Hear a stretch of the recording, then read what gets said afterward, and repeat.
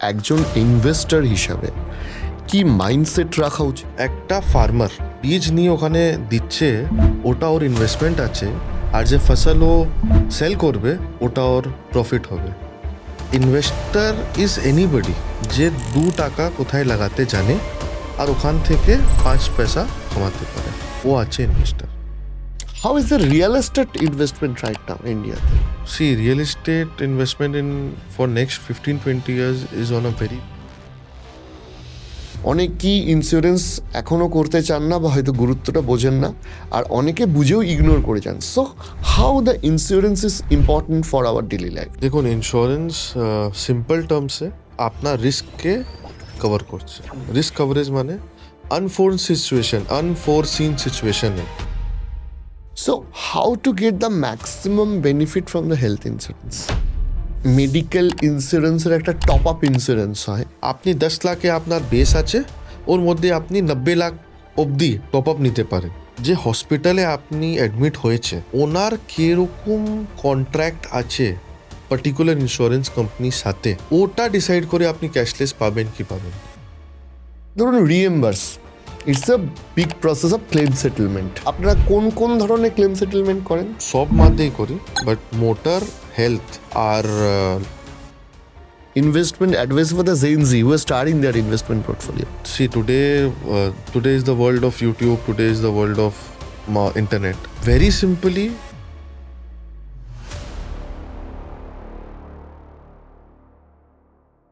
নমস্কার, আজকের অতিথি ধীরজ বেদ। মানুষটির কলকাতাতে জন্ম এবং বেড়ে ওঠা, এবং তিনি স্বপ্ন দেখেন এই পশ্চিমবঙ্গে একটি এমন কোম্পানি তৈরি করার, যে কোম্পানি গোটা বাংলা কিংবা ভারতবর্ষ জুড়ে অর্থনৈতিক জগতে একটা নাম করবে। তার কোম্পানি ইনভেস্ট বর্তমানে insurance, mutual fund, claim settlement সহ বিভিন্ন বিষয় নিয়ে কাজ করে। আমি ধীরজ বাবুর থেকে ইন্স্যুরেন্স কিংবা মিউচুয়াল ফান্ড নিয়ে বহু প্রশ্ন করেছি, যেগুলো জানলে আপনাদের উপকার হবে। এই পডকাস্টটা শুনুন, এটা আপনাদের ফাইন্যান্সিয়াল নলেজকে আরও বাড়িয়ে তুলতে সাহায্য করবে, সেটা আমি ডেফিনেটলি বলতে পারি। আর আমার মনে হয় যারা বাঙালি রয়েছেন তাদের কিন্তু ফাইন্যান্সিয়াল নলেজ নিয়ে বা সেই নলেজ বৃদ্ধি করা নিয়ে একটু সিরিয়াস হওয়ার সময় এসে গেছে। আপনাদের জন্যই আজকের এই পডকাস্ট।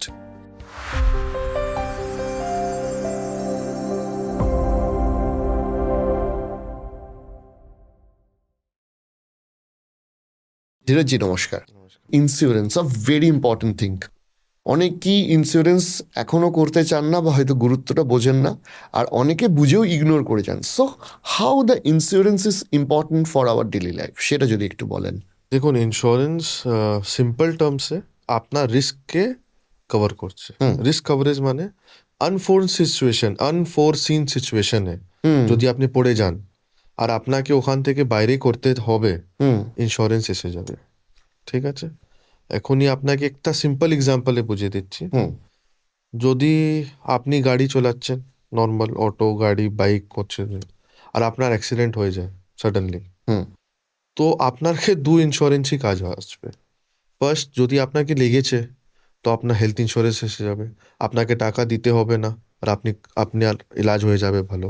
আর আপনার যে গাড়ি খারাপ হয়ে গেছে, ওকে যখন ঠিক করাবে আপনার টাকা লাগবে, ও টাকাতে আপনাকে ইন্স্যুরেন্স দিয়ে দেবে। লেকিন লোক কি আছে না, লোক ইন্স্যুরেন্সকে এরকম নিয়ে নেয় কি ভাই যদি আমি একটা প্রিমিয়াম ভরছি তো আমি এর থেকে কিছু না কিছু নিয়েই বাইরে আসবো। এই মাইন্ডসেট লোককে চেঞ্জ করতে হবে। কেন আপনি যে ইন্স্যুরেন্স নিচ্ছেন ওটা অ্যাবসলিউটলি আনফোরসিন সিচুয়েশনে আছে। এখানে যখন লোকটা এটা আনওয়ান্টেড অ্যাডভান্টেজ নিতে এসে গেছে, তখন ওর লোক ইন্স্যুরেন্সকে ইগনোর করছে। কেন লোক অনেকবার ক্লেম পাচ্ছেন না, বলছে এটা তো বেকার জিনিস, কি আছে। বাট যদি আপনি জেনুইনলি আপনার প্রিমিয়াম ভরে থাকছেন আর আপনার ব্যাকগ্রাউন্ড স্টোরি জেনুইন আছে, ইন্ডিয়ার মধ্যে ইন্স্যুরেন্স কোম্পানিটা ভালো করে, মানে অ্যাবাভ দ্য 99% ক্লেম রেশিও আছে ইন্ডিয়ার জেনারেল সব কোম্পানিতে, কোনো ক্লেম সেটেলমেন্ট রেশিও আছে। So how to get the maximum benefit from the health insurance? এটা অনেক টেকনিক্যাল কোয়েশ্চেন আছে। টেকনিক্যাল কোয়েশ্চেন কি আছে, যেরকম আপনাকে যে প্রোডাক্ট আছে না, ও প্রোডাক্টে অনেক ডিপ নলেজ নিতে হবে। এটা বুঝতে কি আপনি কিরকম ওর থেকে বেনিফিট নিয়ে আসতে পারবেন। লোক ডিফারেন্স বুঝে না, ঠিক আছে? আপনাকে একটা জিনিস বুঝতে হবে, যেরকম এখনই ইন্ডিয়াতে আহ, লোক জানে কি মাটার্নিটিতে কোনো ইন্স্যুরেন্স আছে না। ইন্স্যুরেন্স আছে মানে লোক 50,000 মা অব্দি 1 লাখ টাকা ম্যাক্সিমাম আপনি যদি মানে মাটার্নিটিতে ফল করেন প্লেসটা আপনি পেতে পারেন। ওখানে ইন্ডিয়াতে পলিসিস আছে যেখানে আপনি আপ টু 10% অফ ইউর সাম ইনশোর্ড আপনি মাটার্নিটিতে নিতে পারেন। এটা অনেক বড় অ্যামাউন্ট হয়ে যায়, এই লোক জানে না। কেন? মাটার্নিটি একটা প্ল্যান ডিজিজ আছে। প্ল্যান ডিজিজ মানে লোক জানে এটা হবে, তো লোকের অ্যাওয়ারনেস আছে না।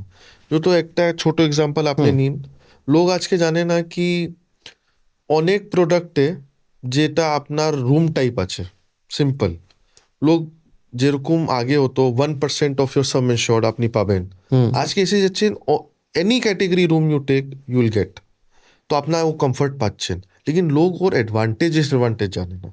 আজকে অনেক প্রোডাক্টে আপনি দেখতে পারবেন লোকের ডায়াবেটিস আছে, হাইপারটেনশন আছে, কোলেস্ট্রল আছে, ওটা নিয়েও ডিক্লেয়ার করেও পলিসি হচ্ছে। লোক এটা জিনিস জানে না। লোক জানে যদি আমাকে কোনো বিমারি আছে আর আমি গিয়ে ডিক্লেয়ার করে দেবো, আমি ক্লেম পাবো না।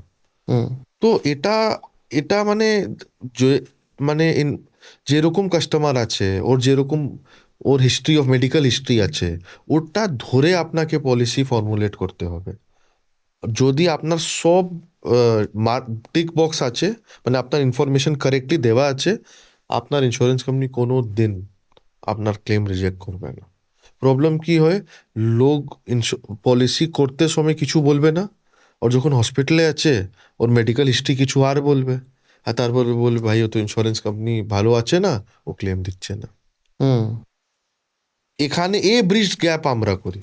আর একটা ব্যাপার হচ্ছে যে এই যে মেডিকেল ইন্স্যুরেন্সের একটা টপ আপ ইন্স্যুরেন্স হয়, এই ম্যাটারটা একটু যদি বলেন। কারণ অনেকেই জানে না, যে অনেকে জানে যে আমার শুধু 10 লাখ টাকার ইন্স্যুরেন্স আছে, এরপর আবার আমাকে সাম অ্যাসিওর বাড়াতে গেলে অনেক টাকা এক্সট্রা পে দিতে করতে হবে, হবে। হ্যাঁ। কিন্তু টপ আপ দিয়েও যে আমি সাম অ্যাসিওরটা বাড়াতে পারি, সেই অপশনটা অনেকে জানে না। এটা যেরকম আপনি সিম্পল ভাষাতে বুঝবেন, আগে প্রিপেডে টপ আপ চলতো আগে, ওরকমই এটা আছে। এটা কি আছে, যদি লোক ভাবুন আপনি 10 লাখ টাকার সাম অ্যাসিওর্ডে মেডিকেল পলিসি আছে, ওটা একটা 30 সালে যে লোক আছে ওর অ্যাভারেজ প্রিমিয়াম আপনি 15,000 থেকে 25,000 মধ্যে আসবে। কোম্পানি আপনার কোনো মেডিকেল পাস হিস্ট্রি আছে না, লোডিং, এটা অ্যাভারেজ নিয়ে। এখনই যদি ও চায় কি আমার কভারেজ 10 লাখ থেকে 20 লাখ হবে, 30 লাখ হবে, 40 লাখ হবে, জেনারেলি লোক বলবে কি আপনি আপনার বেসটা ভরে নিন, মানে আপনি আপনার পলিসিটা ভরে নিন। এখানে না ইন্স্যুরেন্স কোম্পানিটাও এই গ্যাপ দেখেছে কি ভাই ইন্ডিয়ান পাবলিক এ যে মেডিকেল এক্সপেন্সেস আছে এটা কোভিড পরে অনেক বেড়ে গেছে, তো কিরকম কভার করবে, and everybody is not able to buy use some assured policies. তখন এটা টপ আপ জিনিসটা ইন্ট্রোডিউস হলো। টপ আপ কি আছে, আপনি 10 লাখে আপনার বেস আছে, ওর মধ্যে আপনি 90 লাখ অবধি টপ আপ নিতে পারেন। টপ আপ কিরকম ওয়ার্ক করবে, ফার্স্ট আপনার যে বেস পলিসি আছে ওটার টাকা ইউজ হয়ে যাবে, মানে 10 লাখ টাকা ইউজ হয়ে যাবে, তারপরে যেটা টপ আপে ভ্যালিউ আছে ওটা আপনি ইউজ করতে পারবেন। লেকিন এর ক্যাচ এটা আছে কি আপনার ফার্স্ট 2 ইয়ার্স যখন আপনি টপ আপ নেবেন, আপনার কোনো ওর মধ্যে প্রি এক্সিস্টিং ডিজিজে আপনি কোনো ক্লেম পাবেন না।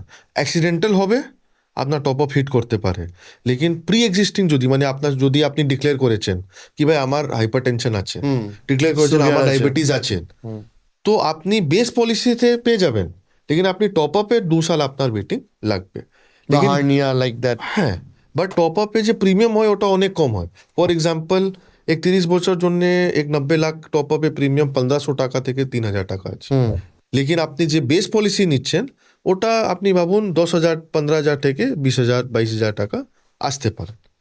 তো এই টপ আপে যে কনসেপ্ট আছে এও মানে আজকে মানে লাস্ট 5-6 ইয়ার্সে অনেক ভালো হয়ে গেছে, লেকিন আপনাকে ভালো রিডিং করতে হবে কি আপনার কত রিকোয়ারমেন্ট আছে। Just because it is very chip required না কি আপনাকে 90 লাখ টাকা নিতেই হবে। আপনি আমাকে আর একটা কথা বলুন, সেটা হচ্ছে যে টপ আপে কি ক্যাশলেস বেনিফিট পাওয়া যায়? ক্যাশলেস বেনিফিটে যে প্রসেস আছে আপনাকে বুঝতে হবে, যে হসপিটালে আপনি অ্যাডমিট হয়েছে হুম ওনার কিরকম কন্ট্রাক্ট আছে পার্টিকুলার ইন্স্যুরেন্স কোম্পানির সাথে, হুম ওটা ডিসাইড করে আপনি ক্যাশলেস পাবেন কি পাবেন না। না, আমি বলছি যে তো ওই আপনার কনসার্নস ওই যদি আছে, যদি যদি আপনি যদি বেস পলিসি এক্স থেকেও, কোম্পানিতে আছে, হ্যাঁ, এক্স কোম্পানি আছে, ধরুন সাপোজ একটা এক্স নার্সিং হোম, হ্যাঁ তার আমার যে বাই, বেস পলিসি আছে সেই হ্যাঁ বেস পলিসির সাথে ক্যাশলেস অপশন আছে। আছে, এবার আমি যদি বেস পলিসিতে ক্যাশলেসটা নিই, হ্যাঁ আমি কি টপ আপেও ক্যাশলেস পাবো না রিএম্বার্স একদম পাবো? নিতে পারবেন। যদি ও যে ওয়াই কোম্পানি আছে ওর এক্স যে নার্সিং হোম আছে ওর Tie-up টা সাথে থাকে। কন্ট্রাক্ট হতে চায়, আপনি ক্যাশলেস পেয়ে যাবেন, কোনো আচ্ছা, প্রবলেম না সেক্ষেত্রে ডকুমেন্টেশনে কোনো সমস্যা হয় না, যে ডকুমেন্টেশন তো আপনার অরিজিনাল যে, ইনিশিয়ালি হয়ে যাচ্ছে না, যখন আপনি অ্যাডমিট হবেন আপনাকে আপনাকে দিতেই হবে। আপনার যদি টপ আপ আছে, বেস পলিসি আপনি সব দিয়ে দিয়েছেন, ওটা ব্যাকের তো কাজ হচ্ছে না। যদি আপনারা cashless at first go is not approved, then ওটা আপনার টপ আপ ওর অ্যাপ্রুভাল হবে না। আর যদি আপনার ক্যাশলেস অ্যাপ্রুভ হয়ে গেছে মানে ওনার কন্ট্রাক্ট আছে, আপনার যে ক্লেম আছে ও নর্মাল আছে, মানে কোনো প্রবলেম আছে না, কোনো miss information in the policy আপনার আছে না, মানে আপনার যদি কোনো প্রি এক্সিস্টিং থাকে ইয়া আপনি কোনো মিস ইনফরমেশন দিয়েছে না, তো জেনারেলি আপনার নর্মালি ক্যাশলেস হয়ে যায়। হয়ে যায়। আর যখন আপনার যদি ক্যাশলেস হয়েও না, যখন রিএম্বার্সমেন্টও আসবে, ও that is the time where people like us or companies like us we come in very handy. এইবার আপনাকে যেটা বলছি যে ওয়াই ইউ আর টেলিং কি that is like company like us, সেটা হচ্ছে ধরুন reimburse, it's a big process of claim settlement. আপনারা তো ক্লেম সেটেলমেন্টও করেন, তো এই ক্লেম সেটেলমেন্ট ম্যাটারটা আপনারা কোন কোন ধরনের ক্লেম সেটেলমেন্ট করেন? আমাদের সব মাধ্যেই করি, বাট মোটর, হেলথ আর লাইফ, এটা মানে এর ভলিউম অনেক বড় আছে। আপনাকে যেরকম এখনই 23rd সেপ্টেম্বরে কলকাতাতে ক্লাউড বার্স্ট হলো, আপনার সব জানে, the in 3 to 4 hours in midnight half of Kolkata was মানে drowned, and what we have an expectation of roughly 10,000 cars were drowned in that situation, where there were three options for the insurance. Either the car will be completely sold off to the salvage buyer and you will get the money what is there, or it has to be fully made, or third it is fully scrap. So in that one day we got 85 claims on 23rd of September night, and just after 3 days from that Durga Puja was starting. So in these kind of situations is where our claim team, আমাদের claim team অনেক work করে। কেন আপনি বুঝতে পারেন 85 claims আমাদের জন্য বড় আছে, কেন 85 ফ্যামিলিজ এফেক্টেড আছে। আর আপনি বুঝতে পারেন that time was an holiday period, তো কিরকম পুরো মাহল ছিল, আর ওর মধ্যে আপনার গাড়ি আছে না। তো এর সময় আমাদের claim team end to end process কাজ করে, from taking your car from the garage to getting it to the service center, to getting it the claims paperwork process starting, having the conversation from the surveyor and getting it, if the car was totally broke, তখন তো আপনার গাড়ি salvage হয়ে গেল, আপনি টাকা পাবেন যে আপনার আইডিবি ভ্যালিউ আছে। আর যদি আপনার টাকা রিপেয়ারেবল আছে তখন কোঅর্ডিনেট করতে হবে আপনার সার্ভিস সেন্টার সাথে, পার্টস সাথে, আপনার সাথে রেগুলার। তো it is a big process and we successfully completed it. Motor ইন্স্যুরেন্সে বা কার ইন্স্যুরেন্সে অনেক কি দেখা যায় যে মানে জাস্ট দিতে হয়, তাই থার্ড পার্টি ইন্স্যুরেন্সটা করিয়ে নিচ্ছি। সো এই কার ইন্স্যুরেন্সে কোন ইন্স্যুরেন্সটা কোন কোন সময় করা উচিত? কার ইন্স্যুরেন্সে আপনার যে থার্ড পার্টি আছে ওটা তো ম্যান্ডেটরি আছে, মানে যদি আপনি গাড়ি হ্যাঁ, ওটা তো শোরুম করতেই থেকে বাইরে হচ্ছে। করবেন, হ্যাঁ, হ্যাঁ। ওর মধ্যে একটা জিনিস আছে, in India 41 crore 35 lakhs vehicles are registered, ওর মধ্যেও 50% থার্ড পার্টি আছে না। তো আপনি যেরকম যেটা ভাবছেন কি নর্মাল আছে, ও অনেক লোক নর্মাল ওকে রাখছেন না। But to a common person the knowledge should be the third party আপনার একদম ম্যান্ডেটরি। আপনি যদি কোনো টাইপ অফ ভেহিকল বাইরে করছেন আপনার থার্ড পার্টি হতেই হবে। থার্ড পার্টি কি হয়, যদি আপনার থেকে কোনো অ্যাক্সিডেন্ট হয়ে যায়, ওনার যে লস আছে ওটা কভার হবে, ওটা that is why it is very important. এর ছাড়া যখন এসে যাবে আপনার গাড়ির, মানে আপনার অ্যাক্সিডেন্ট গাড়িটা হয়ে যাচ্ছে, তো ওটা অনেকটা অ্যাডঅনস হয়, যেরকম আপনার নীল ডেপ্রিসিয়েশন। নীল ডেপ্রিসিয়েশন মানে আপনার গাড়িরও ডেপ্রিসিয়েট করছে যখন আপনি নিয়েছেন, বাট যে পার্টের কস্ট আছে ওটা তো ইনফ্লেশন সাথে বাড়ছে। যদি আর আপনি নীল ডেপ্রিসিয়েশন থাকবে না আর আপনার পার্টের কস্ট বেড়ে যাবে, তো আপনি পার্ট ইন্স্যুরেন্স কভার পাবেন, একটা এক্সাম্পল। সেকেন্ড এক্সাম্পল আছে রোড সাইড অ্যাসিস্ট্যান্স।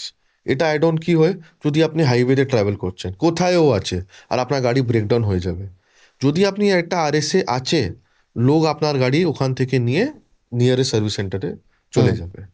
এরকম কভার হচ্ছে ইঞ্জিন কভার। এ যে আপনার ফ্লাড এসেছিল, the most important cover which work was the engine cover. কেন, যে গাড়ি ঠিক আছে আর শুধু ইঞ্জিন লক হয়েছে আর ওনার ইঞ্জিন কভার আছে না, তো ওর ইঞ্জিন টাকা ওকে দিতে হলো। ওরা নীল নীল ডেপ্রিসিয়েশন হলেও দিতে হবে। নীল ডেপ্রিসিয়েশন হয়, তারপরে যখন ইঞ্জিন কভার থাকবে না, তো আপনার একটা পয়েন্ট এসে যাবে না। আচ্ছা। আপনার যত গাড়ি ডাউন হচ্ছে, যা ওয়াটার লগিং হয়ে ডাউন হচ্ছে, তো আপনার ওখানে nil depreciation doesn't work in the engine. If engine cover is there, আপনার 100% কভারেজ আপনি পাচ্ছেন নতুন ইঞ্জিন জন্য। আর এরকমই আপনি ভাবছেন আপনার কি রিপ্লেসমেন্ট, ভেরি স্মল জিনিস আছে, কি আপনার যদি কোনো দিকে লস হয়ে যায়, আপনি মানে ইউ হ্যাভ লস্ট ইট, আপনার সিম্পল আপনি একটা এফআইআর করে রিপোর্ট নিয়ে নেবেন, আর ইন্স্যুরেন্স যদি জমা করে দিন, আপনি কি রিপ্লেসমেন্ট আপনি পেয়ে যাবেন। তো এটা অনেক ছোট ছোট অ্যাডঅনস আছে, আপনি but আমাকে একটা অনেক কথা বলুন, important। এই যে কর আছে, এই যে নীল ডেপ্রিসিয়েশন, কত বছর অবধি নীল ডেপ্রিসিয়েশনটা ইন্স্যুরেন্স জেনারেলি দেয়? Generally it is up to 5 years, but এখনই কোম্পানি 7, 8, 9, 10 years অব্দি দিচ্ছেন, after seeing how is the background of the মানে history of the car.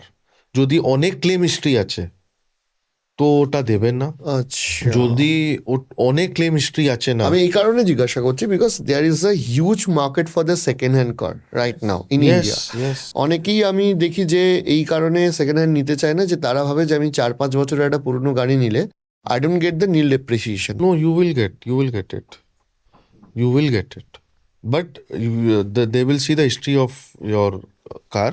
They will understand, because আজকে সব পোর্টালে দেওয়া আছে সেন্ট্রালি, সব আপনার গাড়ি নাম্বার যাবে, আপনার ক্লেম হিস্ট্রি এসে যাবে। তো যদি আপনার ক্লেম হিস্ট্রি ওর পার্টিকুলার গাড়িতে এভরি ইয়ার আছে না, মানে the history of claims is not big, you will get up to 10 years। একজন ইনভেস্টর হিসাবে কি মাইন্ডসেট রাখা উচিত? আর দ্বিতীয়ত হচ্ছে, ইনভেস্টর কারা হতে পারে? কারণ অনেকেরই ধারণা আছে যে আমার কাছে তো প্রচুর টাকা নেই, ফলে আমি ইনভেস্টর হতে পারবো না, কিন্তু সেটা তো বাস্তব না। তা আপনি এতদিন ধরে এই প্রফেশনে আছেন, যেখানে বহু ইনভেস্টরকে আপনি কনসাল্ট করেছেন, আপনি একটু বোঝান যে এক হচ্ছে ইনভেস্টর মানেটা কি, আর দ্বিতীয়ত হচ্ছে কিভাবে একজন মানুষ ইনভেস্টর হয়ে উঠতে পারে from a very basic level. দেখুন, আপনি একটা বেসিক কোয়েশ্চেন জিজ্ঞাসা করেছেন।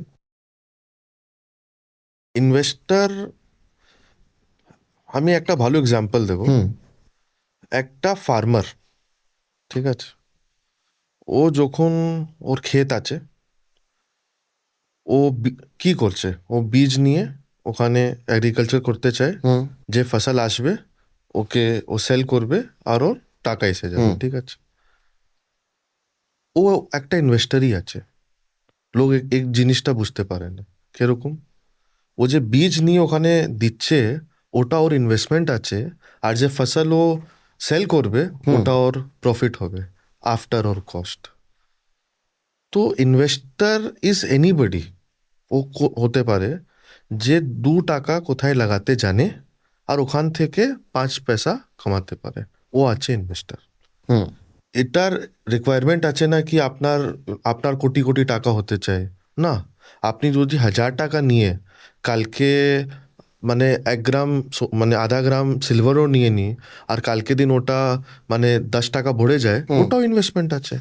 আপনি ভালো এডুকেশন করছেন, আপনি এটা পডকাস্ট করছেন, যে লোক দেখছেন, ও কিছু না কিছু শিখতে চায়, যে শিখছে ওটার তো একটা ইনভেস্টমেন্ট আছে। তো investment is a very big word, but in our world, in our finance world, it basic means কি আপনি 1 টাকা কোথায় মানে মানে আপনি পারচেস করছেন কোনো ইউনিটটা, আর ওখান থেকে আপনি 5 পয়সা ইনকাম করতে পারেন, ওটা আছে ইনভেস্টমেন্ট, সিম্পল। আর কে স্টার্ট করতে পারে? It can be done by anybody. আজ যে 100 টাকা দিনের ইনভেস্টমেন্ট করতে চায়, ওখান অবধি আজকে সব স্কিম এসে গেছে কি লোক করতে পারে। সেগুলো করতে পারে। আপনি একটা কথা বলুন, এই যে ধরুন you are born and brought up in Kolkata, একদম কলকাতার মানুষ হিসাবে আমার জানা ছিল না, আমি আপনাদের সাইটটা দেখেছিলাম যে investnow.com, এই কনসেপশনটা আপনাদের কিভাবে এলো? মানে it's a very good start up যেটা মানুষের কাজে লাগবে, কিন্তু ওয়াই কি আপনারা ইনভেস্ট নাও, আমি দেখছিলাম যে সব ধরনের প্রোডাক্ট আপনারা রেখেছেন, সেটা ট্যাক্স কনসালটেন্সি হোক বা বিভিন্ন ধরনের মিউচুয়াল ফান্ড, ইন্স্যুরেন্স, এনিথিং, এই কনসেপশনটা কেন? আপনার কি আছে, যখন আপনি ইন্ডিয়া অ্যাজ আ হোল দেখবেন, তো আপনি দেখবেন কি এখানে লোগার যে অ্যাওয়ারনেস আছে ওটা অনেক গ্যাপ আছে। কি আছে, লোক ভাবেন কি আমরা কাজ করব, আমার ট্যাক্স কেটে যাবে, আমার 2 টাকা বাঁচবে না, যে বাঁচবে কোনো যে কনসালটেন্ট হবে ও নিয়ে নেবে, যদি আমি বিমার হব আমি হসপিটালে যাবে, ওখানে আমার খরচা হয়ে যাবে। তো অনেকটা না মিসকনসেপশন আছে লোকের মধ্যে। আর আমাদের হিস্ট্রি কি আছে কি, my father started the tax consultancy firm in 1987, ঠিক আছে? তো ওখানে যখন 10-15 years later we had to section, which is one of investment, one of insurance.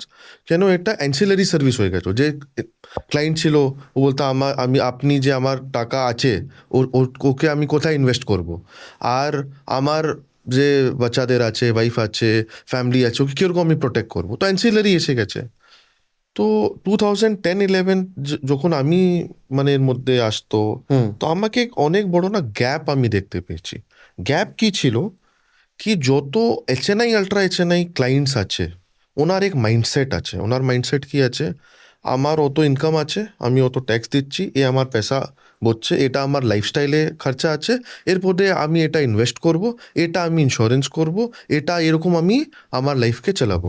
লেকিন এটা জিনিসটা নর্মাল লোক জানতে পারে না। কেন? আমাদের এডুকেশন সিস্টেমে তো এর মধ্যে কম্বাইন্ড এডুকেশন কিছু আছে না। তো how will normal people gate award? And আমি যখন নর্মাল পিপল বলছি, আজকে যখন লোকটা 1,000 টাকা, 2,000, 3,000 টাকা বাঁচাতে পারছে, ওনারও তো মানে ইন্স্যুরেন্স, ইনভেস্টমেন্ট, ট্যাক্স, এভরিথিং লাগবে, ও কোথায় যাবে? তো আমি যে এটা গ্যাপ পেয়েছি না, আমি এই গ্যাপটাকে ফুলফিল করতে চাই। ওই জন্যে দিস আইডিয়া কেম কি কি আমাদের অনেক already we have an establishment where the tax consultancy is there, we have been working so long in the investment part.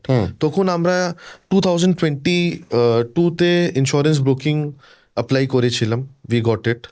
So 2022 22 we are doing insurance from 2000 from 99 onwards, but that time we were in an agency model মানে আমাদের একটা যেরকম সব লোক জানে, একটা LIC হয়, একটা হেলথে হয়, একটা আপনার জেনারেলে হয়। ব্রোকিং এসে যাওয়ার পরে আমরা যেরকম every company, we can touch every company which is available in the Indian market. So our target is to reach to the retail people. তাই জন্যে এক এক জায়গা এক দোকান করে দিয়েছি, আপনি আসুন, আপনি A থেকে Z যান, আপনাকে যেরকম আপনি প্ল্যানিং করতে চাই, and whatever your income basis, we can create something for you. That is why we want to bring everything under one umbrella. এই আমাদের থট আছে। এবার আপনি একটা কথা বলুন, সেটা হচ্ছে যে ধরুন ইন্স্যুরেন্সে যদি আমি টাচ করি, আমি যদি মিউচুয়াল ফান্ডসে টাচ করি, প্রথম ইনভেস্টমেন্টটা কোনটা দিয়ে শুরু করা উচিত? Is it up for the insurance or is it for the directly in equity market through the mutual fund? ডেটা দাদা ডিপেন্ড করে আপনি, আপনার এজ কি আছে, আপনার ব্যাকগ্রাউন্ড কি আছে, আপনি কি করতে চান। Just for an example, suppose আপনি 21 সালে ছেলে আছে, মানে এখনই কলেজ পাস করে এসেছে, ঠিক আছে, আপনার চাকরি লেগেছে, তো insurance and investment both are equivalent, but their need is different. Now for 21-year-old কি হচ্ছে, ও যদি মাসে 2-3 হাজার টাকা বাঁচাতে পারছে, তো ওর দু জিনিস অনেক ইম্পর্টেন্ট। ফার্স্ট, কি ওকে এক মান্থলি এসআইপি করার, আর সেকেন্ড ওর হেলথ ইন্স্যুরেন্স। কেন আফটার কোভিড সব জানে কি হেলথ কত ইম্পর্টেন্ট আছে। নাও এখনই এ লোক যদি 30 সালে হতো, 32 সালে হতো, 35 সালে হতো, তো আপনি ভাবতে পারছেন ওর একটা ফ্যামিলি হবে, মানে ফর এক্সাম্পল, তো ওকে ওর ফ্যামিলিকে প্রোটেক্ট করতে হবে। তখন ওয়ান ইন্স্যুরেন্সে ইম্পর্টেন্স বেড়ে যাবে, দ্যাট ইজ টার্ম ইন্স্যুরেন্স। এখানে ওর ইনভেস্টমেন্ট টাইমলাইন চেঞ্জেস, যদি ওর ইনভেস্টমেন্ট একটু কমও হয়, ওর কাছে টার্ম আর হেলথ ইন্স্যুরেন্স ওবার অনেক ইম্পর্টেন্ট আছে। কেন আজকে যেরকম আপনি দেখছেন কি অনেক সাডেন ডেথ হচ্ছে, তো ওর মধ্যে আপনি প্রোটেকশন কিরকম দেবে? যখন আপনি অ্যালোন আছে, ঠিক আছে, আপনার পিছে ফ্যামিলি আছে, ঠিক আছে, আর এরকমই চিজটা চেঞ্জ হচ্ছে যখন আপনি 50-year-old আছে। তো আমি আপনাকে টার্ম ইন্স্যুরেন্স নিতে বলবো না। কেন? আপনি 50 এসে গেছেন অলরেডি, আপনার যে প্রিমিয়াম হবে ওটা অনেক হাই হবে, অ্যান্ড অলরেডি আপনি কিছু সেভিং করতে থেকেছেন। তো আপনার সেভিং প্রোফাইলটা বাড়াতে হবে, হেলথ ইন্স্যুরেন্স দিতে হবে। তো যেরকম আপনার এজ চেঞ্জ হচ্ছে, what you need to take first, it depends on a lot of working. It cannot be decided কি আপনি এটা আছে এ নিয়ে নিন, এটা আছে ওর নিয়ে নিন। It is also, it is just like a science. You have to understand why, when and how আপনাকে দিতে হবে। Investment advice for the Gen Z who are starting their investment portfolio.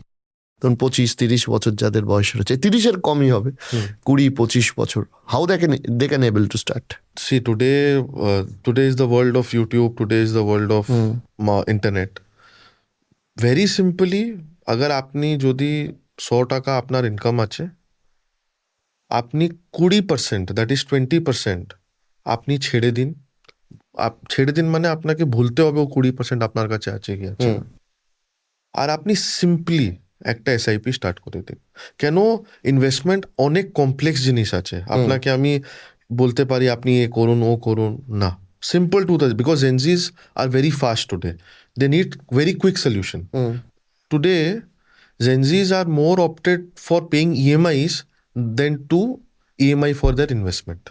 SIP is just an EMI of your investment, and যে লোকটা অনেক খরচা করছেন যে ওটা EMI to their spending. So the change which I want people to bring, या Gen Z should do, ওটা এটাই আছে, যদি ওর 20% টাকা যে ওর কাছে আসছে ওটা যদি নিয়ে SIP দিয়ে ভুলে যায় আর ছেড়ে দেয়, আর ওরকমই ইনক্রিজ করতে থাকে যেরকম ওর ইনকাম ইনক্রিজ করছে, they will reach a good place. Nothing else, very simple. Simplest way to be a করোড়পতি, কোটিপতি হওয়ার সহজ উপায় থ্রু দ্য ইনভেস্টমেন্ট মোড, কোন ইনভেস্টমেন্টকে আপনি চুজ করবেন? নি দেখো, আমাদের সাজেশন তো আমি ভেরি সিম্পল এসআইপি আমার নাম্বার 1 সাজেশন। আজকে দিন ইন্ডিয়াতে the best method to grow your money is through SIP. এ আমি বলছি না কেন আমি মিউচুয়াল ফান্ডে কাজ করছি, এ আমি বলছি কেন আপনার কাছে কি মডেলস আছে। যদি আপনি এফডি করছে, আপনার মানি একদম সেফ হচ্ছে, বাট আপনার রেট অফ ইন্টারেস্ট 5% থেকে 7% মধ্যে চলছে। যদি আপনি গোল্ড সিলভার নিয়ে নিচ্ছেন, তো আপনি যেও সোনা চাঁদি নেবে ও ওর ফ্যামিলির জন্য নিচ্ছে, কেউ nobody takes it to sell, so it is not something. আর ইকুইটি মার্কেট আছে, আব জেনজি আছে, যদি অ্যাডভাইস করে স্টক নিয়ে নে আপনার লস হতে পারে। তো why don't leave it to the experts না। মিউচুয়াল ফান্ডে কনসেপ্ট কি আছে, একটা ফান্ড ম্যানেজার বসে আছে, একটা ভালো ফান্ড নিয়ে ওর পারফরমেন্স আপনি ট্র্যাক করতে পারেন। মানে আমার কাছে আসতে দরকার আছে না, আপনি গুগলে যান, লিখুন কি ভাই best 10 performing funds, study about it, choose any two of it and do it. And if you do say a 10,000 rupees SIP, আপনাকে মোটামুটি ভাবুন 20 ইয়ার্স লাগবে, আপনি এসে যাবেন। যদি কম আছে আপনার ইয়ারটা বড়িয়ে দিন, আপনি এসে যাবেন। আর যদি আপনি স্টার্ট করছেন 2025-এ, by the time you reach 45-50 you will be there. Apart from your income is increasing or not, base থেকে আপনি ওখানে যেতে পারবেন, সিম্পলেস্ট ওয়ে। এবার একটা বিষয় আমাকে বলুন, সেটা হচ্ছে যে এসআইপির ক্ষেত্রে আপনি যেটা বললেন যে স্টাডি যে 20-30 কোম্পানি, ঠিক আছে, এবার 20-30টা মিউচুয়াল ফান্ডে তো কেউ ইনভেস্ট করবে না, সে হয়তো একটা ম্যাক্সিমাম দুটো তিনটেতে করবে, because a big portfolio is not a very good portfolio. কিন্তু সেইখানে for the choosing of mutual fund আপনারা কি কি ক্রাইটেরিয়া দেখেন, বা কেউ আপনাদের কাছে গেলে কোন কোন ক্রাইটেরিয়াগুলো সাজেস্ট করেন এবং কোনটা দেখা উচিত? দেখো দাদা, আমাদের না সেবির একটা একদম কমপ্লিট গাইডলাইন আছে। আমাদের আমি আমি একটা ডিস্ট্রিবিউটর আছি, আমি অ্যাডভাইজার আছি না, ঠিক আছে? তখন যখন আমি এক ক্লায়েন্টের সাথে বসি, আমি ওর ক্রাইটেরিয়া নিয়ে ওকে 5টা সাজেশন দিয়ে দিই, ভাই এটা আপনি নিতে পারেন। Suggestion point is very simple, as you know, that is risk category appetite. যদি আপনার এজ 20 থেকে 30 আছে, আপনার অ্যাপেটাইট ভালো আছে, কেন আপনার কাছে এজ আপনার সাইডে আছে, ইউ ক্যান গো লং, ঠিক আছে? তো ওখানে একটু অ্যাগ্রেসিভ ফান্ডস যে আছে, অ্যাগ্রেসিভ মানে আজকে লোক বুঝতে পারে মিড ক্যাপ স্মল ক্যাপ একটু অ্যাগ্রেসিভ হয়, আপনি ওকে ওর মধ্যে দেখে চুজ করতে পারেন। মানে আন্ডার 30s হলে? Under 30s, same between 30s 40s, if you come, we are more opted কি আপনি mid cap to large cap দেখুন, যেখানে অ্যাগ্রেসিভনেস কম আছে, which is a simple technique, nothing, is not a rocket science, and anybody who's above 45-50 they should go more to large cap section Index. जहाँ पे, and they can also try hybrid funds which are balanced funds যে বলে balanced fund মধ্যে ওর মধ্যে 40-50% আপনার 60% অবধি আপনার equity থাকবে, আর আপনার 25-30-35% মতো ডেট ফান্ডস থাকবে। ডেট ফান্ডস মানে ফিক্সড ইনকাম ফান্ডস, মানে ওর মধ্যে ওর আপনার ইন্টারেস্ট ফিক্সড হয়। তো ওখান মধ্যে আমাদের 5-10-15 যেরকম ফান্ড আছে ওটা আমরা দিয়ে দিই, তারপরে ওনার চয়েস আছে ওর মধ্যে যে ও নিতে চায়। কেন আমরা এই বলতে পারি না আপনাকে এটাই নিতে হবে কি ওটাই নিতে হবে, আমাদের বার You can suggest. I can show you that this is the path. If you are want to take a index fund, Yeah. কি ভাই তোমার কাছে এই 4টে অপশন আছে, হ্যাঁ, আমার মনে হয় আমাদের কাজ আছে, আমি আপনাকে ওখান অবধি পৌঁছিয়ে দেবো, তারপরে আপনাকে বিল্ডিংটা অবধি পৌঁছে দেওয়া, কোন রুমটায় থাকবে it's your choice. It's your choice. আপনি আরেকটা বলুন যে to be a successful investor, রিটেলদের কথা বলছি, জায়ান্ট ইনভেস্টর বা বিগ ইনভেস্টরদের কথা বলছি না, রিটেলদের ক্ষেত্রে to be a successful investor which is more important, discipline, choosing of fund, নাকি to increase the amount of investment per year? আমি তো জানি আপনি বলবেন যে তিনটে কম্বিনেশন করেও, বাট আমি বলছি স্টিল কোনটায় কতটা ফোকাস দেওয়া উচিত? আমি আপনাকে একটা জিনিস যে আগে বলেছিল, যদি আপনার 100 টাকা আছে 20 টাকা বেরোন, যদি আপনার 150 টাকা আছে যখন 50 টাকা বেড়ে যাবে 10 টাকা বেরিয়ে দিন। আপনাকে দু জিনিসকে কম্বাইন করতে হবে, পার্সেন্টেজ আপনি কত আপনার সেভিংয়ে আপনার নেট ইনকামে দেবেন, আর discipline of investment, that's it. যদি আজকে আপনার 100 টাকা থেকে 50 টাকা এসে যায় ইনকাম, হতে পারে আপনি ও 20 টাকাকে 10 টাকা করে দেন। যদি আপনার 100 টাকা 300 টাকা হয়ে যায়, ও 20 টাকাকে 60 টাকা করে দিন। আপনার ডিসিপ্লিন সেম থাকবে, পার্সেন্টেজ অফ এলোকেশন সেম থাকবে। এ আমি রিটেলে মানে একদম সিম্পল ভাষাতে আপনাকে বলছি, যদি এটা কোনো লোক মেনটেন করে, ও কোনো দিন না ব্যাক দেখবে না ওনার লাইফে। কি হয় ইনভেস্টমেন্টে main, the meaning of main investment is কি আপনি ইনফ্লেশনকে বিট করবেন। যদি আপনি ইনফ্লেশন, আপনি বলবেন আজকে আমি চাই 10 টাকা খেয়েছি, কালকে 20 হবে, আরে ওটা 20তে একদিন 1000 টাকাও পৌঁছবে, ওটা তো আপনার কন্ট্রোলে আছে না। আপনার কন্ট্রোলে একটাই জিনিস আছে, যে রেটে ও 4 টাকা বড়ছে, ও রেট থেকে বেশি আপনার যে টাকা বসে আছে ও আপনাকে ইনকাম দেবে। তখন আপনার যদি চাই 20 টাকা হয় কি 30 টাকা হয় কি 40 টাকা হয়, আপনাকে কোনোদিন প্রবলেম হবে না। আব লোক কি করছে, লোক এই জিনিসটা বুঝছেন না, কেন ইনফ্লেশন আমাদের আপনাদের কোনোদের কন্ট্রোলে আছে না, ও পড়বে।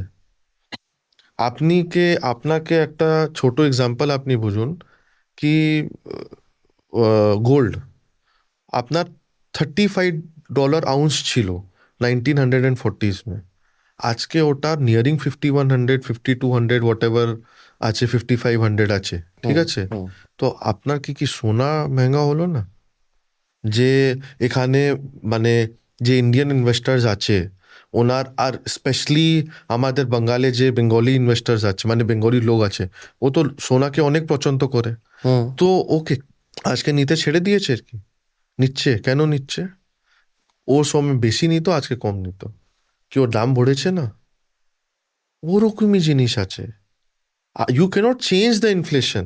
The only thing which you can do is discipline ম্যানারে আপনি এ থাকবেন কি ভাই আমি আমার 20% থেকে ইনভেস্টমেন্ট করবো, যেও অ্যাসেট ক্লাস হয়। আর এক জিনিস ধ্যানে রাখবেন কি ভাই, যদি আপনি এখনই রেগুলার ইনভেস্টার আছে না, তো এই 20 টাকাকে বড়াবেন না। আপনি দেখে মার্কেট ভালো আছে যে কোভিড মধ্যে সব ভালো, আরে সব আমি ইকুইটিতে ঢেলে দেবো। এখনই যখন সিলভার ভেঙেছে, এভরিবডি ইজ সেইং কেন সিলভার নিল না, করলো না, ওরকম না। Then again you will become a part of mass correction.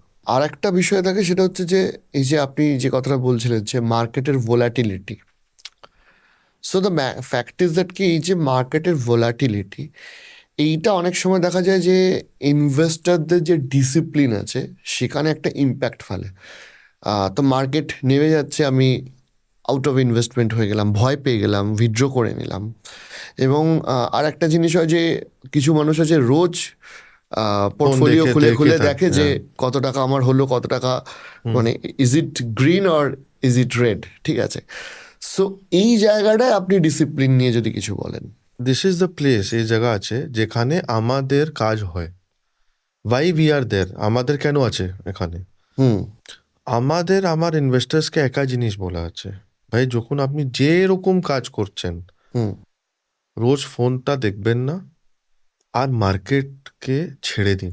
কেন? মার্কেট আপনার কন্ট্রোলে আছে না। হুম আপনাদের কোনো কাজ হয় না, মানে আপনার কাজ আছে না, তখন আপনি টাকা পাচ্ছেন, যে টাকা থেকে আপনি ইনভেস্ট করছেন, আপনি ও কাজে ধ্যান দিন না। আপনি স্টুডেন্ট আছেন, পড়াই করুন। আপনি টিচার আছেন, স্কুলে কাজ করুন। আপনার কোনো জব আছে, আপনি আপনার জবে থাকুন, আমাদেরকে আমার কাজ করতে থাকুন। হুম কেন কি হয়, আপনি এই দু জিনিসকে মিক্স করতে পারবেন না। লোক আপনার কাজ করছেন আর ফোন দেখতে থাকছেন, ও কোনো দিন এই ডিসিপ্লিনকে নিয়ে যেতে পারবে না। এখানে আমি একটা আপনাকে এক্সাম্পল দেব, আমাদের ইনভেস্টার এক্সাম্পল। যখন আমরা মানে আমার ইনভেস্টে স্টার্ট করলো, তো আমার এক ইনভেস্টার এসেছিল। ও আপনি ভাবুন 20,000 টাকা মাসে বলেও কি আমি এসআইপি করবো, হুম ঠিক আছে। আর ওর এসআইপির কন্ডিশন কি ছিল কি ভাই, ওর ঘরে 3-4 গ্র্যান্ড চিলড্রেন আছে, হুম ওর জন্যও করতে চাই, ঠিক আছে। 2018 থেকে 2020 সব জানে মার্কেট অত ভালো ছিল না। And he was one of the first time investors. তো ওকে অনেক জল্টিং হয়েছিল কি আপনি কি বলছেন, এ তো কিছু হচ্ছে না। 20,000 মানে এক সালেও 2,40,000 টাকা দিয়ে দিয়েছে, 2 সালে 5 লাখ টাকা দিয়ে দিয়েছে। তো আমি ওকে একই জিনিস বলেছি কি আপনি এটা আপনার 4 গ্র্যান্ড চিলড্রেন জন্য করতে চান না, ওনার সবার এজ 5 সাল, 6 সাল, 8 সাল আছে, ছেড়ে দিন না, ওকে 18 সাল হতে থাকুন, আপনি দেখবেন, ঠিক আছে। কাট টু 2020 এসে গেল, আর মার্কেট পুরো ক্র্যাশ হয়ে গেল। বাট ওর এক জিনিস আমাকে অনেক ভালো লেগেছে কি ও আমার ডিসিপ্লিনটা হুম চিজটা বুঝে গেল কি আমি ছাড়বো না। আর আপনি দেখবেন ও যে কোভিডে ফার্স্ট ফেজ পিরিয়ড ছিল, যখন মার্কেট ওয়াজ এক্সট্রিমলি ভলেটাইল, ওর 20,000 টাকার ডেলে থাকতো। রিওয়ার্ড কি পেলো? যখন 2021 এসেছে, 22, 23, আর মার্কেট রিবাউন্ড হলো, he made good amount of money. And today ও আপনার 20,000 টাকাকে ভেড়ে 40,000 টাকা করে দিয়েছে। তো কি হলো, আমি ওর ডিসিপ্লিনটা যদি লোক বুঝে যায়, আজ today it is almost 8 years, 6-7 years, hmm good some he has accumulated. এই ডিসিপ্লিন যদি লোক বেসে যায় না, কি এসব শুধু এক ওয়েভ আছে, যখন আপনি এক সমুদ্রতে থাকছে, আপনি বোটে আছে, ওয়েভ তো আসতে থাকবে, আপনার ডেস্টিনেশন আছে, আপনি এক এ থেকে বি যাবেন, হুম ওটার মাইন্ড আপনার সেট হবে, তখন আপনি পৌঁছে যাবেন। প্রবলেম কি হয়, লোক 4টা ওয়েভ দেখে আমি পিছনে এসে যাব, আমি যাব না আগে। আর যখন সিটা কাম হয়ে যাবে, মানে মার্কেট নর্মাল হয়ে যাবে, আপনি ভাববেন আমি কি করব। হুম তো ওই যদি discipline is the key to volatility, nothing else. Discipline আর মাইন্ডসেট কি আমার টার্গেট আছে, আমি 20 বছর পর তো আমি এই টাকাটা সেভ করব, আপনি আমাদের হিস্ট্রি দেখতে পারেন, আমাদের প্যারেন্টস কি করতো, উনি ওর সময় এফডি করতেন। এফডিতে কি ছিল? Fixed return. ওর সময় ফিক্সড রিটার্ন অনেক হাই ছিল, 10%, 12%, 13, 14, 15% ছিল এক টাইমে। ওর লেকিন ওনার ডিসিপ্লিন কি ছিল? আমি ভাই সালে অতদের এফডি করবই, আমি যত কামাচ্ছি ওর মধ্যে ওটা আমি ডালবই। শুধু ওটা এখনই চেঞ্জ হয়ে গেছে। আমাদের ফিক্সড ছাড়া ইকুইটি অনেক এক্সপোজার এসে গেছে, আর লোক বুঝতেই চলেছে। আফটার কোভিড লোক is very comfortable in the equity market. আর আপনি এক্সাম্পল দেখতে পারবেন লাস্ট 2-3 সালে যখনও মার্কেট একটা ভলিটাইল হয়েছে, লোক ইন্ডিয়ান ইনভেস্টার্স কোনোদিন পিছিয়ে হলো না। আর এখনই একটা বিউটি আছে, আগে foreign investors that is FII যদি ও টাকাটা বাইরে করে দিত না, তো মার্কেট ক্র্যাশ করে ডিআইআই, যেত। হ্যাঁ, তো ডোমেস্টিক ইনভেস্টার্স কোনোদিন টাকা ডালতো না। এখনই একদম রিভার্স আছে। আপনি হ্যাঁ, ইনফ্যাক্ট এই 2026 বা 25 এর শেষের দিকেই এফআইআইস তুলে দিয়েছিল, কিন্তু রিটেল ইনভেস্টরের জন্য মার্কেটটা টিকে গেল। এই তো জিনিস হচ্ছে। এই যে ইনভেস্টমেন্টের যে মহল, আমি যদি বলি যে দ্য সেন্টিমেন্ট অফ ইনভেস্টার্স, সেইটা দুটো কারণ আমি জিজ্ঞাসা করছি। এক হচ্ছে একটু ডেপথে যাচ্ছি, ওয়াই এফআইআইএসরা আমাদের এখান থেকে ইনভেস্টমেন্ট তুলে দিচ্ছে, আর দুই হচ্ছে যে এই যে এখন যে পজিটিভ ভাইবসটা তৈরি হচ্ছে ডোমেস্টিক ইনভেস্টারদের মধ্যে, not the institutional, even in the retail. তো সেই জায়গায় দাঁড়িয়ে how the healthy situation is for the Indian stock market, আপনার কি মনে হয়? দেখুন, আপনি যে ফার্স্ট কোয়েশ্চেন করেছে ভাই এফআইআই টাকা উঠিয়ে Withdrawing the দিচ্ছে, hammock. রিমুভিং, এটা অনেক আপনাকে ডিপ যেতে হবে। আপনাকে একটা জিনিস বুঝতে হবে কি এটা স্টার্ট হয় জাপান থেকে। জাপানে জিরো কুপন বন্ডে লোক টাকাকে নিতে থাকে, লোন নিতে থাকে, আর ও টাকা লোক নিয়ে আপনার বন্ড মার্কেটে ঢেলে দিত আগে ইউএস মার্কেটে। যখন ইউএস মার্কেটে যে বন্ডে রেট ছিল ওটা কম ছিল, as you all know the rate has increased in this days.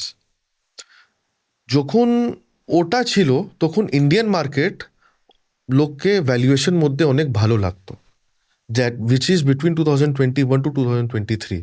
FII যে টাকা আছে ও এখানে রিটার্ন ভালো মানে the return was very high. এখনই কি হলো, যে বন্ড রেট আছে ওটা ফেডটা কেটেছে, মানে বন্ড রেটটা বাড়ছে। আর ইন্ডিয়ান মার্কেট অলরেডি একটা ওভার সাইজ হয়ে গেছিল, মানে যেরকম ও নিফটি আপনি দেখেছিলেন 10,000 টাকা 23-24,000 এসে গেছে, তো উনি ও ভেবেছে কি আর গ্রোথ আছে না, তো ওনাকে আর ওয়ার্ল্ড মার্কেট লাস্ট 3 সালে they did not give that much return. তো the FII started taking out the money from the Indian market and they started going to the other different international markets. लेकिन হলো কি, due to Covid and লোক যখন ঘরে ছিল study করতো, কি করবে, মানে টাকা কিরকম আসবে, লোকে ইজি মেথড লাগলো শেয়ার মার্কেট, ভাই করে নিন, ইকুইটি করে নিন, কিছু আপনি টাকা হয়ে যাবে। এখানে কি হলো, the amount of demat holders in India increased x fold. মানে যদি আপনি ভাবুন 80-90 লাখ লোক থেকে বেশি ডিম্যাট অ্যাকাউন্ট অলরেডি ওপেন হয়ে গেছে। তো the domestic investors have started understand the retail, কি যদি আমরা 1 লাখ টাকা 50,000 টাকা মানে ইকুইটিতে ডালতে থাকবো না, আমাদের কোনো রিটার্ন এসে যাবে, যে আগে মাইন্ডসেট ছিল না। আর লোককে ইনকামও হয়েছে লাস্ট 1.5-2-3 সালে 4 সালে। ও দেখেছে ভাই আমি যদি মানে করতে থাকি আমার একটা প্যাসিভ ইনকাম হয়ে যাবে। আর যত ইউটিউবার্স এসে গেছে, যত ইনফ্লুয়েন্স হচ্ছে, তো লোক বুঝছে এই জিনিসটা কি প্যাসিভ ইনকাম অনেক ইম্পর্টেন্ট আছে। তো তাই জন্যে আর এখানে আমাদের কি আছে, আমাদের স্ট্রেংথ আছে the amount of population, the amount of young population. তো the retail investor is so big যে আপনি ভাবুন এখানে 81 crore প্যান কার্ড হোল্ডার আছে। মিউচুয়াল ফান্ডে শুধু এখনই 6 crore লোক টাকা ঢেলেছে, শুধু 6 crore লোক। তো আপনি ভাবছেন কত বড় গ্যাপ আছে, ও ধীরে ধীরে ধীরে গ্যাপটা ফিল আপ হবে। তো the retail investors will come at a steady pace and ওনাদের কোনো ডর আছে না। কেন ডর আছে না, ওনাদের জানে ভাই ধীরে ধীরে ডালবো, মানে একসাথ বড় টাকা আমি ডালবো না, তোর স্ট্রেংথ কোনোদিন কম হবে না। এই আমাদের আফটার কোভিড দেখতে পাচ্ছি। যদি এফআইআই বিফোর নিয়েও কোভিড চাই, এটা ছিল না, ছিল না। এত আগে অ্যাওয়ারনেস ছিল এফআইআই না। 2008 যখন লেম্যান ক্রাইসিস হলো, আপনি ভাবেছেন মানে আমি তো 2008-9 দেখেছি, হুম 2 সাল লোক ভালো করে দিওয়ালি মানে যে ফেস্টিভ্যাল আছে, that was silent in whole India. It was that bad, hmm but that is not the case today. Hmm. এখনই হচ্ছে না। আরেকটা বিষয় সেটা জানার আছে আপনার থেকে, সেটা হচ্ছে যে there is a different mode of investment, that is the commodity investment, ঠিক আছে? So what is the options, কি আমাদের ইন্ডিয়াতে কমোডিটি ইনভেস্টমেন্টের কি কি অপশন আছে, and how good is that? মানে এটা তো মানে ধরুন মিউচুয়াল ফান্ড যে অ্যাসেট ক্লাস রইলো, বা স্টক মার্কেট, বা সামহাউ রিয়েল এস্টেট, এগুলোর বাদ দিয়ে কমোডিটি ইনভেস্টমেন্ট আপনি কীরকমভাবে দেখেন? দেখুন, আপনি যদি স্ট্রেট আমার থেকে কোয়েশ্চেন করবে, আমি রিটেল ইনভেস্টরকে কোনোদিন কমোডিটি ইনভেস্টমেন্টে অ্যাডভাইস করব না। আচ্ছা। কেন? রিজন আছে। ইন্ডিয়ার মধ্যে আপনার কমোডিটি যদি আপনি ট্রেড করতে চান, একটাই প্ল্যাটফর্ম আছে, এমসিএক্স, যে সব জানে। হুম আর ওখানে আপনার লেভারেজ বাইং হয়, মানে যদি আপনাকে ওখানে যদি আপনি 1 লট সিলভার নেবেন, হুম তো আপনাকে একটা লেভারেজ মানি দেওয়া হয়, আর আপনি ওটা নিতে পারেন। কি হয়, আপনাকে 30 মানে 30 কিলোজ of silver if you want to buy today suppose it is 2.53 lakh rupees. If you go to cash option, মানে if you go to the মানে to a shop and buy it, it is 90 lakh rupees. ওখানে আপনি 30%, 25% মার্জিনে আপনি নিতে পারেন।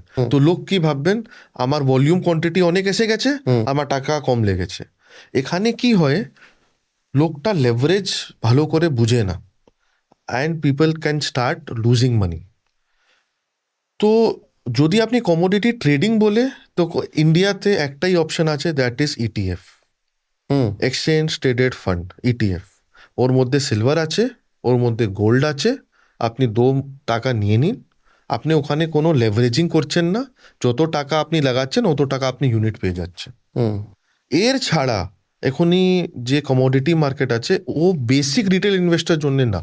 যে advance investors আছে, যে এই মার্কেটে অলরেডি 10 years 15 years দিয়ে দিয়েছে, যে লেভারেজ বুঝে, যে ফিউচার বুঝে, অপশন বুঝে, কল অপশন বুঝে, যে জিওপলিটিক্যাল সিচুয়েশনটা বুঝে, ওনার জন্য ঠিক আছে।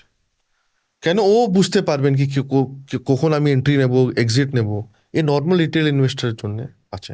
আপনারা আপনারা এর মধ্যে আপনাদের কোম্পানির ইনভেস্টর মধ্যে আমি নেই দেখলাম, আই ডোন্ট নো আপনারা সাজেস্ট করেন কিনা। How is the real estate investment right now ইন্ডিয়াতে? See, real estate investment in for next 15-20 years is on a very big boom in India. Very big boom. And you have to understand one thing कि আমাদের tier 2 tier 3 যে cities আছে, ওটা ওর progress is amazing. আমাদের তো office জয়পুরে আছে, and জয়পুরে যে লাস্ট 5 years আমি রিয়েল এস্টেট ডেভেলপমেন্টটা দেখেছি, সেম আপনি হায়দ্রাবাদে দিয়ে নিন, সেম আপনি পাটনাতে নিয়ে নিন, ইউপিতে নিয়ে নিন, it is massive, massive. And the demand, and same আপনি বাঙ্গালও নিয়ে নিন, এখানেও যেরকম রিয়েল এস্টেটটা আসছে অ্যান্ড লোকাল ডিমান্ড আছে, it is very good. But real estate আপনারকে রিটেল ইনভেস্টার্স কে রিয়েল এস্টেটে না একটা প্রিন্সিপাল আছে, আপনাকে টাকা লিখতে ভুলতে হবে 20 বছর 10 বছর। Real estate is not for trading. Minimum 10 বছর। হ্যাঁ, তো ও যদি ইনভেস্টাররা বুঝে কি হ্যাঁ ভাই আমি নিয়ে নিয়েছি, আর আমার বাচ্চাদের ওর নেক্সট জেনারেশনটা এনজয় করবে, তখন অবধি ঠিক আছে। লেকিন যদি আপনি ভাবছেন কি ভাই রিটেল ইনভেস্টার্সকে আমরা বলবো কি ভাই আজকে নাও আর 4 বছর ওকে সেল করে দাও, ওর জন্য আছে না। সেজন্য আমাদের এক নর্মাল ট্যাগলাইন আছে, উইচ ইজ অ্যাওয়ারনেস ফ্রি। এটা অ্যাওয়ারনেস ফ্রি কোর জন্য আছে, রিটেল ইনভেস্টার জন্য আছে। তো ওনাকে এটা বুঝতে হবে কি রিয়েল এস্টেট যদি আপনি আপনার ঘর আছে না, ঘর নিতে চান ভালো। যদি আপনি ইনভেস্টমেন্ট করতে চান, তো কি ইনভেস্টমেন্ট নিয়ে ওটা লং টার্ম ইনভেস্টমেন্ট আছে। হুম হ্যাঁ, আর ওটার কিরকম হতে পারে, আজকে যদি আপনি যে আমি বলেছি এসআইপি মধ্যে যখন আপনি স্টার্ট করে একটা ক্যাপিটাল ফর্ম করে 10-20 বছর আগেও যদি রিয়েল এস্টেট নেবেন তো আপনার একটা অ্যাসেট বিল্ড হচ্ছে। আজকে ওই লোক রিয়েল এস্টেটে থাকতে চান যে কাছে ভালো স্পেয়ার মানি আছে আর ওনার ভিউ 10 বছর 20 বছর আছে, ওনার জন্য ঠিক আছে। Second very important thing is that কি এই যে উমেন পার্টিসিপেশন, আজকে তো এইটা আমাদের মার্কেটে এবং আমাদের ইকোনমিতে বাড়ছে, কি আগের তুলনায় মেয়েরা এখন অনেক বেশি কাজে যাচ্ছেন, and somehow specifically the under 35 বা আন্ডার 30s যারা আমি বলবো were getting a very new jobs বা নতুন কোনো বিজনেস করছে, they are very interested in the equity market. So আপনার কি মনে হয় যে এই যে মানে যারা বাড়িতে যারা মহিলা রয়েছেন, যারা কাজ করেন বা কিছু ক্ষেত্রে যারা হোম মেকার রয়েছেন, তাদের জন্য বেস্ট ইনভেস্টমেন্ট অপশন কি? অনেকে হাত খরচা বাঁচিয়েও টাকা জমান। এটা অনেক ভালো আপনি কোয়েশ্চেন করেছেন। এটাও লাস্ট 4-5 ইয়ার্সে না অনেক বিগ চেঞ্জ এসেছে। ঠিক আছে, আমি যে একটা জিনিসটা দেখেছি কি যে টাকা আছে না ওর মানে এক মানুষ থেকে এক মহিলা ভালো বুঝে। আপনি আপনাদের এক্সাম্পল দেখতে পারেন, আমাদের দাদিমা মা সব আছে, ওটা যেরকম জেনারেশনে যেরকম হাত খরচা রেখে আপনার সেভ করে দিয়েছে ওটা আপনি একটা মেল মেম্বারের দেখতে পারবেন না। ঠিক আছে, তো এরা মানি ম্যাটারকে ভালো বুঝে, অ্যান্ড এনার যখন আজকে ইন্টারেস্ট আসছে ইকুইটি মার্কেটে, এনার রিসার্চ আমাদের থেকে অনেক ভালো আছে। And this house wife's whatever they are saving, they can start putting by opening a very small SIPs. They can start put by 1,000 rupees SIP, 2,000 rupees SIP. And এর আর কি হবে যখন 12 বছর 10 বছর 5 বছর চলে যাবে, যেরকম আমাদের মারা মানে শুধু আলমারিতে থাকতো, ওর কোনো ইন্টারেস্ট পাতো না, এদাদের ওনার ইন্টারেস্ট এসে যাবে, আর এই জিনিসটা they have started understanding. So for the housewives and for the young girls who are working today, this is a very good option and they have started doing this. Tax benefit ইন্ডিয়াতে ইনভেস্টমেন্টের কতটা broom করতে সাহায্য করে? Tax benefit দেখুন, যেটা new regime এসে গেছে ওখানে আপনার 12 লাখ থেকে অবধি তো কোনো ট্যাক্স আছেই না। তো যে ও রিজিমে যাচ্ছে ওটা কোনো মানে এটিসি এটিডি কোনো বেনিফিট আছে না। লেকিন আপনার একটা বেনিফিট এসে গেছে কি 12 লাখ যে গ্যাপ আছে ওটা অনেক আছে for a retail investor. You have to understand 1 lakh rupees, 12 lakh টাকার আপনার ইনকাম মানে 1 লাখ মান্থলি ইনকাম আছে, তো আপনার ওখানে ট্যাক্স তো লাগছেই না। আর আপনার যদি ওর থেকে 2 লাখ 3 লাখ মানে 20% আপনি ইনভেস্ট করতে পারছেন, তো আপনার ট্যাক্স বেনিফিট তো এরকমই ভালো এসে গেছে। আর যেটা 12 লাখ থেকে আগে চলে যাচ্ছে ওনারকে ট্যাক্স আপনাকে প্ল্যানিং দিতে হবে। ওর থেকে বিলো তো আপনার ট্যাক্স প্ল্যানিং দরকার আছেই না। এই ফর দ্য ট্যাক্স আমি বলছি যে ফর দ্য ট্যাক্স প্ল্যানিং বা ইনভেস্টমেন্ট থেকে ট্যাক্স সেভিংস, এইগুলো আপনারা কিভাবে প্ল্যান করেন? Suppose I am earning 30 lakhs পার ইয়ার, 2.5 লাখ করে আমি যদি ধরি, এই ক্ষেত্রে কি এরকম কোনো থাকে যে কোনো নির্দিষ্ট ইনভেস্টমেন্ট মারফত বা নির্দিষ্ট জায়গায় টাকা ইনভেস্ট করলে একজন নাগরিক, একজন সিটিজেন, সে একটা ট্যাক্স বেনিফিট পেতে পারে কমপ্লিটলি লিগাল ওয়েতে? এখনই তো গভর্নমেন্ট অফ ইন্ডিয়া একটা অনেক ভালো জিনিস করে দিয়েছে, which is long term capital gain on everything they have put it to 12.5% flat. এটা কি আছে আপনাকে বোঝাতে হবে। এটা করেছে রিটেল ইনভেস্টার্স অনেক ভালো করে ওনার বেনিফিট জন্যে।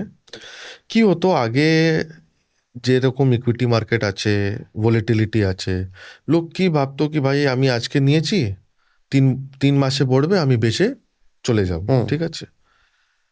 আর ওর মধ্যে কি হতো যখন শর্ট টার্ম ক্যাপিটালকে নিচে গেছো তো ওর মধ্যে লাফলি according to your tax bracket 30% ক্যাপিংয়ে আপনার ট্যাক্স লেগে যেত।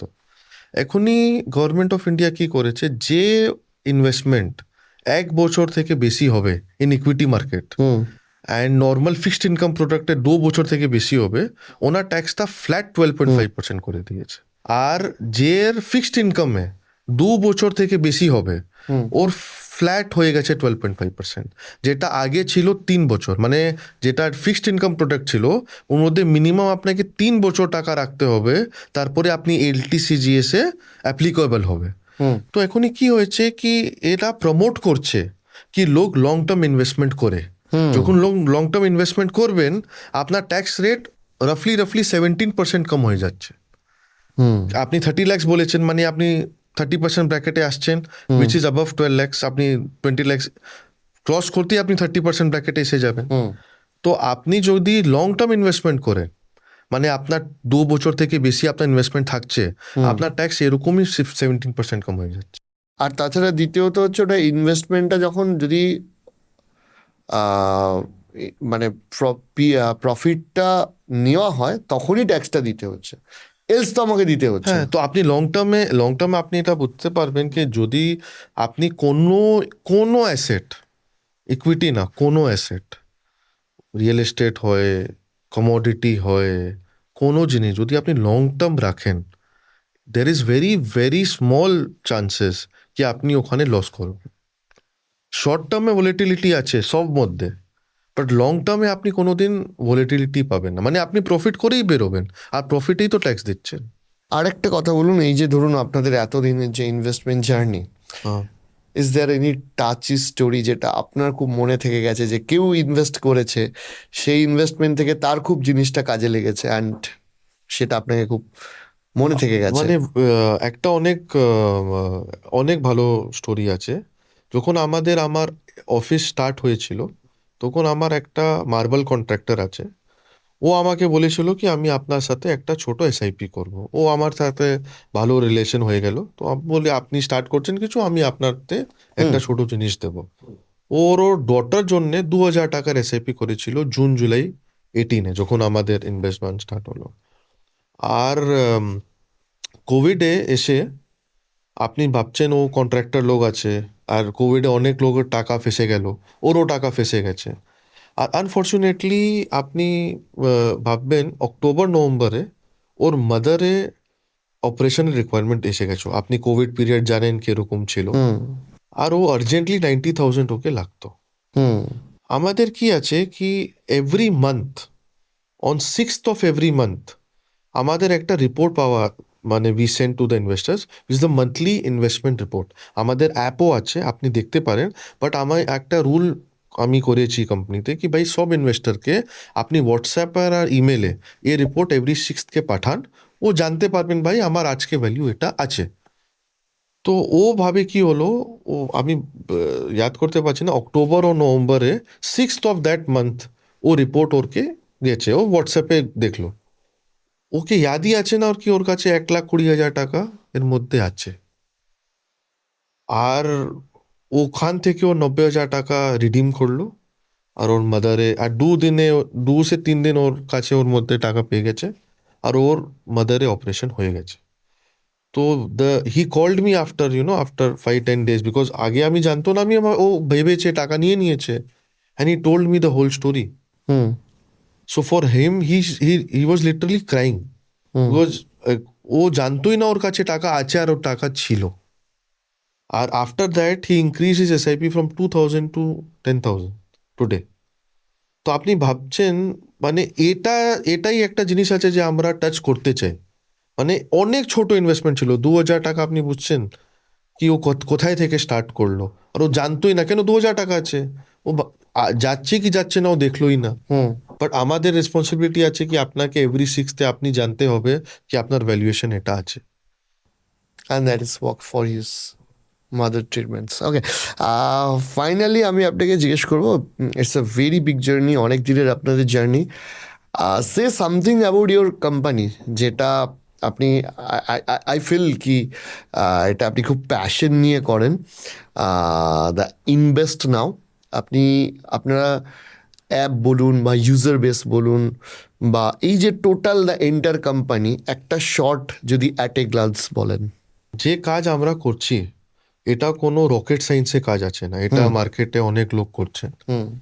দ্য অনলি ডিফারেন্স আমাদের আমি দিতে পারছি, আপনি বুঝতেই পারছেন মিউচুয়াল ফান্ড, ইন্স্যুরেন্স, ট্যাক্সেশন, এটা একদম মানে এটা কমন ওয়ার্ক আছে। It is the precision towards customization for a client. Meaning হয় আপনি যদি 10,000 টাকা দিচ্ছেন কি 1,000 টাকা দিচ্ছেন, আপনি 1 কোটি টাকা লাগাচ্ছেন কি 1 লাখ টাকা দিচ্ছেন, আপনার 10 লাখ ইন্স্যুরেন্স হচ্ছে কি 1 লাখ টাকা ইন্স্যুরেন্স হচ্ছে, আমাদের approach towards the client is same. আমার ফুল টিম, আমার একটাই জিনিস ওনাকে বলা আছে কি এভরি ক্লায়েন্ট যে আপনি পাচ্ছেন ও it is just like a prasad which you are getting from a temple. If you cannot adore it, because every work যে কাছে লোক কাম আছে না না ও জানে কাজে কি ভ্যালু হয়। তখন আপনার যখন কাজ আছে আর আপনি এভরি মানি আপনি ভাববেন আপনার টাকা আছে, তো আপনার যে অ্যাটেনশন টুয়ার্ডস ডিটেল হবে ওটা বেড়ে যাবে।